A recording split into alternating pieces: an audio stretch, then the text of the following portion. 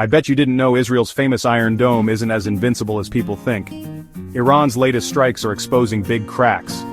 Here's what's really going on. Trita Parsi, a top analyst, says Israel miscalculated, thinking Iran would be an easy target just like past strikes in Gaza.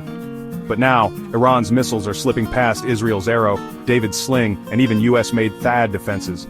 Casualty numbers are rising, and video proof shows these systems aren't stopping every attack. Israel's main response? Asking the US to step in, because for now, there's no clear exit from this fight.